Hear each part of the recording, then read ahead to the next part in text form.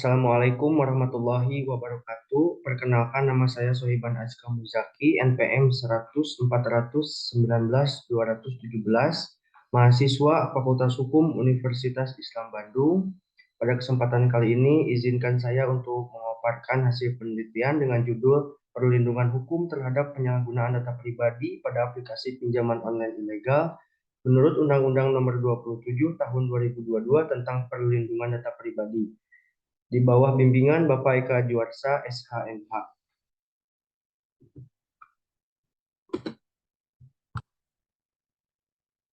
Latar belakang saya mengambil judul penelitian ini karena seiring perkembangan globalisasi dan semakin pesatnya teknologi, digitalisasi hampir merambah ke dalam setiap kehidupan, khususnya di bidang transaksi elektronik, sehingga melahirkan fintech, yang merupakan hasil gabungan antara jasa keuangan dan teknologi, akhirnya mengubah model bisnis dari konvensional menjadi modern.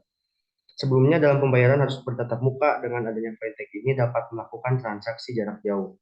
Dalam kegiatannya muncullah e-commerce atau jual beli online sebagai produk dari fintech itu sendiri, dan bisnis-bisnis lain yang baru seperti pinjaman online.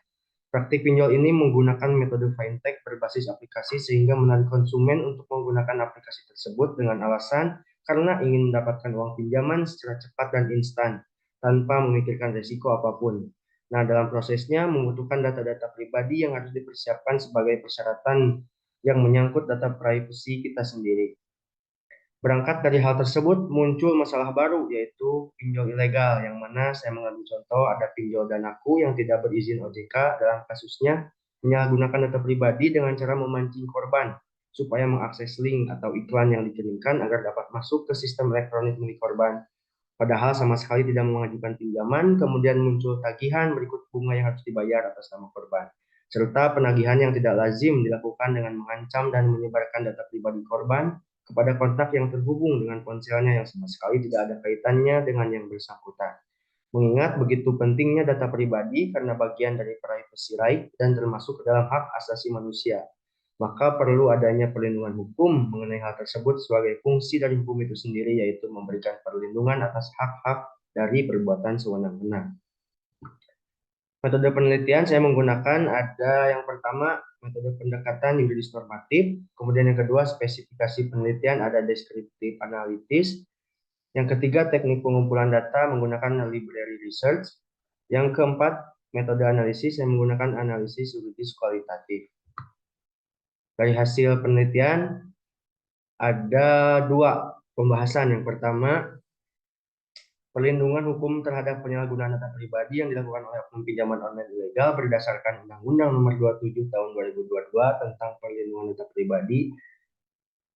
Perlindungan hukum preventif yang pertama, perlindungan yang diberikan oleh pemerintah dengan membentuk undang-undang UITE sepertinya menjadi payung hukum atas cybercrime di bidang transaksi elektronik. Kemudian dengan diundangkannya undang-undang perlindungan data pribadi ini sebagai lex spesialis terhadap kejahatan di bidang penyalahgunaan data pribadi yang biasa dilakukan dalam praktik pinjol ilegal ini. Kemudian ada yang kedua, perlindungan hukum represif merupakan implementasi dari perlindungan preventif itu sendiri, yakni penjatuhan hukuman atau sanksi berupa denda, penjara, dan hukuman tambahan yang diberikan apabila sudah terjadi sengketa atau telah dilakukan suatu pelanggaran. Yang kedua, hasil penelitian ini ada penegakan hukum terhadap pelaku penyalahgunaan data pribadi dihubungkan dengan pinjaman online ilegal. Apa saja upaya hukum yang dapat ditempuh? Yang pertama, upaya hukum yudisial. Langkah hukum yang dapat ditempuh melalui peradilan setelah terjadinya pelanggaran dan perbuatan melawan hukum. Namun menurut bagian unit Reskrim Tipiter Polresta Bandung, dalam sesi wawancara, petugas selalu terhenti dalam proses penyidikan karena sulit menemukan identitas yang valid dan alamat yang benar, karena pelaku ini menggunakan data-data palsu dalam praktik ilegal juga, seperti penggunaan kartu SIM dan rekening bank ilegal untuk menghindari penelusuran dan menyulitkan upaya penyidikan. Yang kedua, ada upaya hukum yudisial. Langkah hukum yang dapat ditempuh melalui pengaduan diantaranya melalui OJK, Kominfo, dan kepolisian yang merupakan bagian dari anggota Satgas Waspada Investasi. Karena dalam kasus ini melibatkan pinjol ilegal Danaku yang terverifikasi masuk dalam kategori pinjol ilegal, mengingat status OJK hanya mengawasi pinjol yang legal atau yang berizin saja, maka OJK bekerja sama dengan Kominfo untuk melakukan pemblokiran guna memberhentikan kegiatannya sebagai sanksi administratif. Pengaduan selanjutnya ke pihak kepolisian atas dasar perbuatan melawan hukum dalam bentuk penyalahgunaan data pribadi sebagai unsur pidana. Dari hasil penelitian dan pembahasan, terdapat kesimpulan yang pertama, perlindungan hukum dapat dilakukan terhadap praktik pinjol ilegal ini. Yang pertama, pemerintah membentuk undang-undang sebagai langkah preventif. Yang kedua, melaksanakan undang-undang tersebut sebagai perlindungan represif, yaitu perlindungan tingkat akhir berupa sanksi seperti denda, penjara, dan hukuman tambahan lainnya. Berdasarkan pasal 368 KUHP, adanya unsur pidana pemerasan disertai ancaman, pasal 32 UU ITE, melakukan transmisi informasi atau dokumen elektronik orang lain tanpa hak, dan terakhir pasal 67 UU PDP sebagai leg spesialis atas unsur pidana penyalahgunaan data pribadi dalam praktik pinjol ilegal dana tersebut.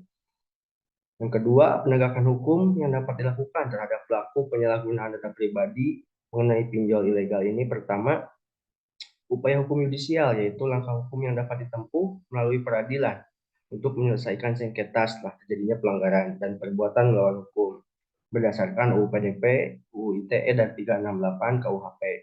Yang kedua, upaya hukum non-yudisial, langkah hukum yang dapat ditempuh melalui pengaduan kepada lembaga terkait yang langsung berhubungan dengan masalah pinjol ilegal ini, yaitu OJK sebagai lembaga pengawas layanan fintech, Kominfo sebagai lembaga yang dapat membantu dan memantau lalu lintas jaringan sekaligus memberikan sanksi administratif berupa pemblokiran dan pembekuan pinjol ilegal yang masih beroperasi. Kemudian ada kepolisian sebagai lembaga pelaksana perlindungan hukum represif untuk dilakukan penyidikan lebih lanjut sampai ke pengadilan. Sekian yang dapat saya sampaikan. Mohon maaf apabila terdapat kesalahan. Terima kasih atas kesempatannya dan waktunya. Assalamualaikum warahmatullahi wabarakatuh.